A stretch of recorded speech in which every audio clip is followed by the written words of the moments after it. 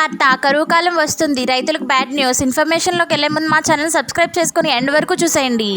భారతదేశానికి కరువు కాలం కమ్ముకొస్తుంది. నైరుతి రుతుపవనాలు రాకతో వర్షాలు పడతాయి. వ్యవసాయం బాగుంటుందని ఆశిస్తున్న రైతులకి ఇది బ్యాడ్ న్యూస్. ఎల్నినో వచ్చేసిందని, ఈ రుతుపవనాల సమయంలో అది మరింత బలపడుతుందని భారత వాతావరణ శాఖ అధికారికంగా ప్రకటించింది. ఇదే సమయంలో ఎల్నినో ప్రారంభం అయినట్లు జపాన్ వాతావరణ సంస్థ జూన్ 11వ తేదీన అధికారికంగా తెలియజేసింది. ఎల్నినో అంటే ఏంటి అసలు?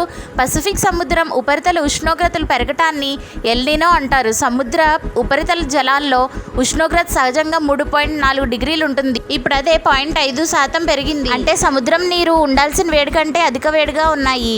దీన్ని ఎల్నినో అంటారు. జూన్ నుంచి ఆగస్టు మధ్యకాలంలో ఎల్నినో మరింత బలపడుతుందని వాతావరణ శాఖ వెల్లడించింది.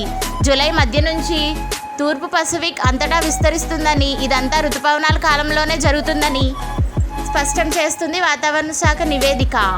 ఎల్నినో ప్రభావం ఎలా ఉంటుంది? సహజంగా నైరుతి రుతుపవనాల సీజన్లో చల్లటి వాతావరణంతో పాటు నికరంగా వర్షాలు పడతాయి.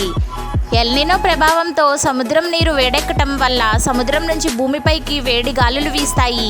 భూమిపై ఎక్కువగా పొడి వాతావరణం ఉంటుంది. ఉష్ణోగ్రతలు పెరుగుతాయి. వర్షపాతం తక్కువగా ఉంటుంది. దీంతో కరువు వస్తుంది. దీనికి తోడు అక్కడక్కడ కుండపోత వర్షాలు ఉంటాయి.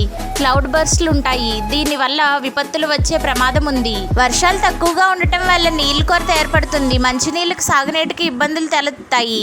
వ్యవసాయానికి అవసరమైన నీళ్ళు లేక పంటలు పండవు. ఆదాయం లేక రైతు కూలీలకు ఇబ్బంది వస్తుంది. ఎల్నినో అధికారంగా ప్రారంభం అయిన భారత వాతావరణ శాఖ ప్రకటనతో ప్రభుత్వాలు, ప్రజలు అప్రమత్తంగా ఉండాల్సిన అవసరం ఉంది.